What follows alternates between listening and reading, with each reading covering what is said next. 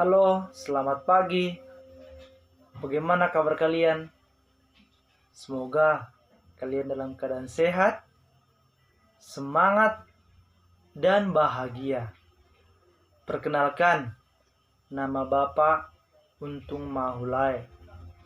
Bapak adalah guru agama kalian yang baru. Sebelum kita masuk dalam pembelajaran, ada baiknya kita berdoa. Kita siapkan hati dan pikiran kita berdoa. Dalam nama Bapa dan Putra dan Roh Kudus. Amin. Tuhan, terima kasih atas anugerah-Mu yang Tuhan berikan kepada kami sampai saat ini. Sebentar lagi kami mau memulai pembelajaran kami, Tuhan. Bukalah hati dan pikiran kami supaya kami dapat menerima segala ajaran-Mu melalui pembelajaran kami pada hari ini. Seluruhnya kami serahkan kepadamu Tuhan, demi Kristus Tuhan dan pengantara kami. Amin. Dalam nama Bapa dan Putra dan Roh Kudus. Amin. Setelah video ini nanti ada link video, dan di link video akan dijelaskan pembelajaran kita pada hari ini, dan di akhir video nantinya ada tugas. Simak dengan baik videonya ya.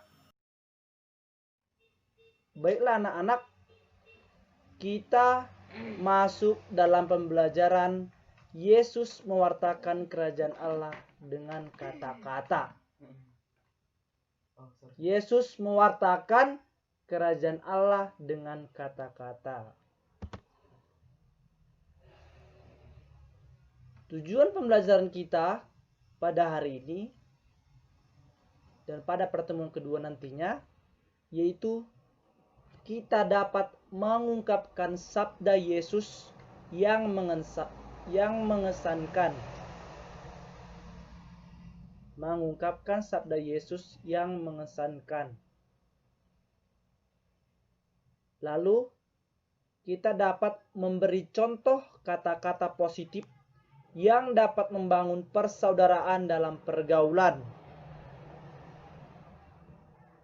Lalu menjelaskan arti karya kerajaan Allah dan menjelaskan apa saja bentuk-bentuk perkataan Yesus dalam hal ini.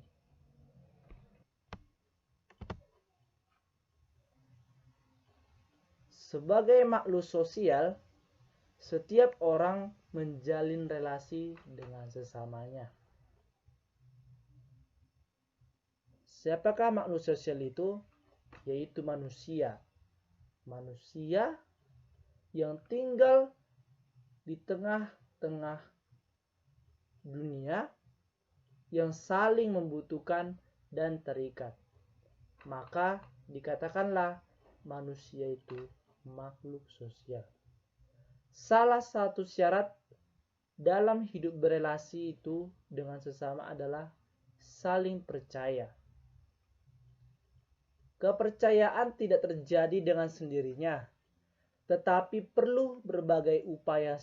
Salah satunya adalah melalui kata-kata yang mampu menunjukkan kebenaran, sikap tanggung jawab, dan sikap hatinya. Berarti di dalam hidup kita berelasi dengan sesama, dalam pergaulan kita harus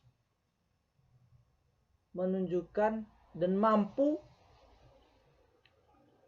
untuk memberikan saling kepercayaan satu sama lain.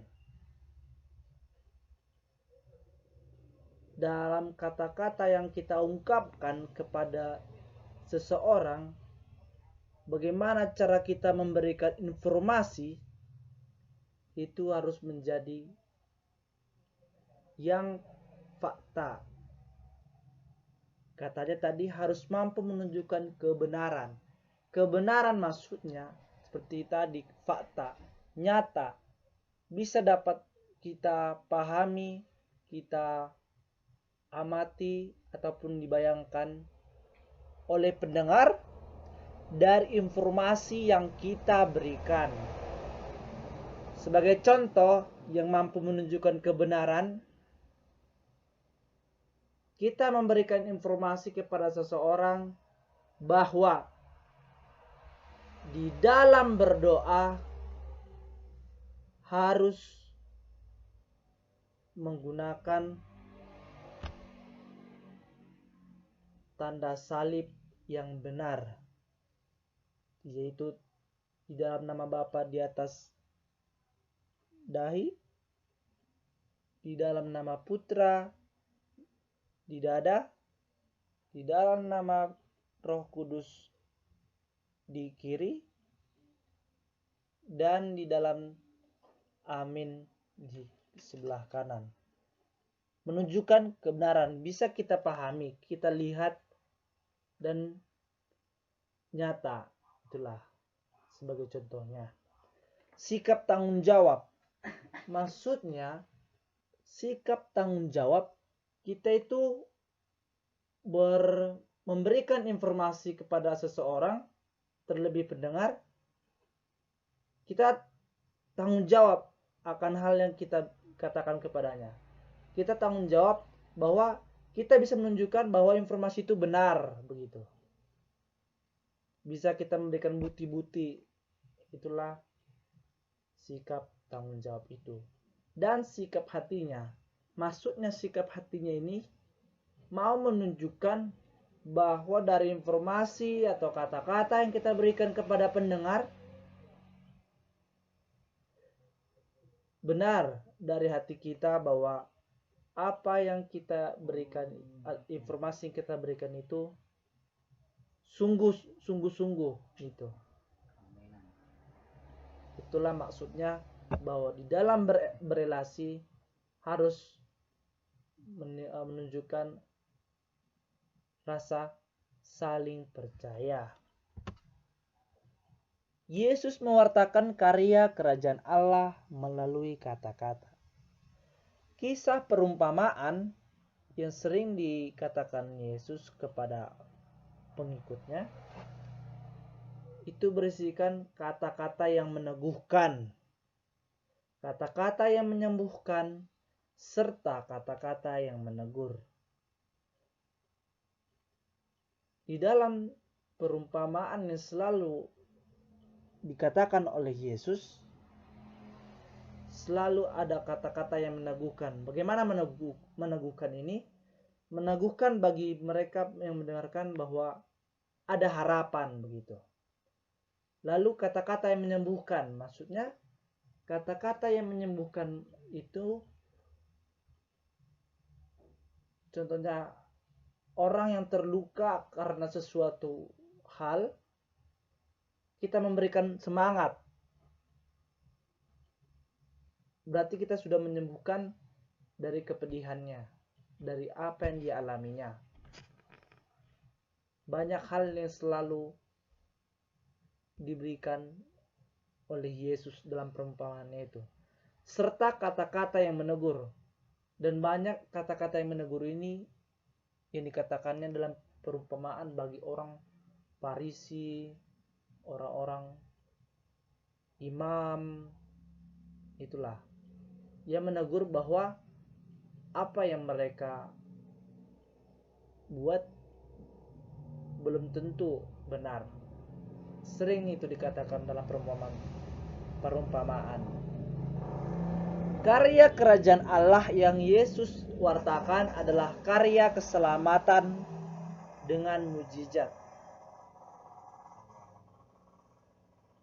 Dalam pewartaannya, Yesus menunjukkan kata-kata kebenaran, berarti kata-kata yang efektif, yaitu tepat pada kondisinya, waktunya, tempat. Berdaya, memiliki bukti yang kuat, dan berwibawa. Berwibawa artinya tekanan dalam mengatakan informasi tepat. Jadi pendengar pun merasa segan kepada yang memberikan informasi, yaitu Yesus sendiri. Karya keselamatan itulah karya kerajaan Allah yang Yesus wartakan melalui mujizat-mujizat yang telah diberikan selama pewartaannya, selama Yesus hidup di dunia. Itulah karya kerajaan Allah. Contohnya mujizat-mujizat ini, orang yang bisu bisa berbicara, orang yang tuli bisa mendengar, orang yang lumpuh bisa berjalan. Itulah sebuah karya keselamatan yang diberikan kepada manusia dengan mujizat Yesus. Nah, dalam cerita ini yang berjudul Tommy yang percaya. Tommy yang percaya. Tommy yang percaya ini berdasarkan kisah seorang anak kecil yang percaya terhadap kata-kata ayahnya. Kita simak dengan baik ya. Pada saat liburan, Tommy bermaksud mengikuti ayahnya ke pasar, tempat ayahnya berkeliling berjualan bubur ayam. Selain alasan libur, Tommy mau ikut ayah berjualan keliling pasar karena ayah menjanjikan akan membelikan alat tulis keperluan sekolahnya. Pagi-pagi benar, Tommy bangun dan mengikuti ayahnya yang berjalan di depan memikul bubur ayam dagangannya. Pada mulanya, Tommy tampak semangat, namun untuk menempuh perjalanan ke pasar, selain cukup jauh, jalan setapak yang ditempuh cukup berliku, serta naik turun. Setiba di pasar, ayah melihat bahwa anaknya kelelahan. Maka ayah mengajak Tommy singgah di sebuah warung kecil. Ayahnya memesan makanan kecil dan segelas teh hangat. Mengingat hari sudah mulai terang, sang ayah berpesan, "Nak, karena ayah harus berkeliling di pasar ini, tunggulah di sini sampai ayah kembali menjemputmu." Tommy yang masih kelelahan pun mengangguk. Sang ayah pun berkeliling jualan bubur ayam. Hari makin siang, sementara bubur ayam yang dijualnya masih cukup banyak. Sang ayah pun berkeliling ke perkampungan di luar pasar. Setelah bubur ayam habis terjual, rasa lelah dan kebiasaan berjualan tanpa diikuti Tommy membuatnya lupa bahwa Tommy anaknya menunggu di warung kecil. Ia melepas lelah dengan minum dan duduk di sebuah pos ronda. Sang ayah mulai mengantuk dan tertidur. Pukul 13.00 lewat, sang ayah terbangun. Ia teringat dengan Tommy yang dimintanya menunggu di warung kecil. Sang ayah pun segera memikul keranjang dagangannya. Ia berjualan setengah lari menuju warung kecil.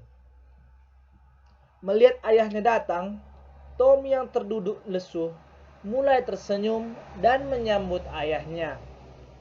"Tommy, ayah minta maaf. Kamu terlalu lama menunggu ya."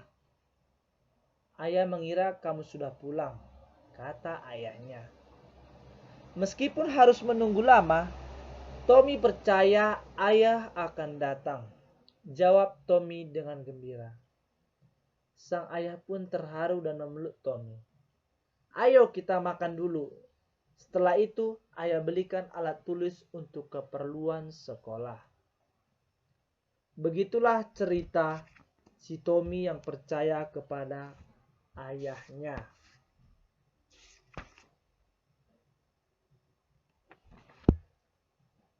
Melalui cerita ini, memiliki makna, yaitu bahwa ayah Tommy yang membuat Tommy percaya dan meyakinkan Tommy bahwa jelas di dalam kata-kata yang telah diungkapkan oleh ayah Tommy tadi membuat Tommy percaya,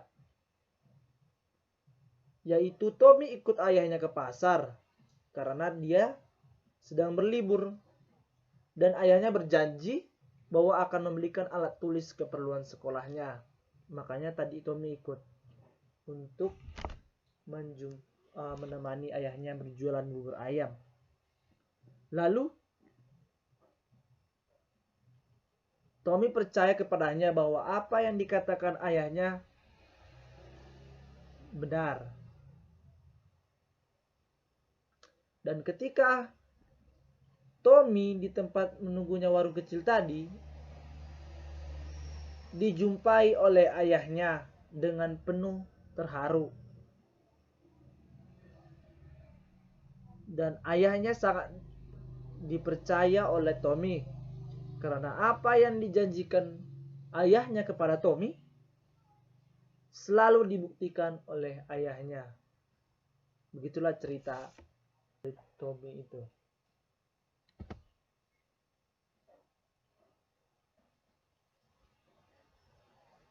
Nah, untuk pertemuan selanjutnya, Bapak harap kalian membaca dari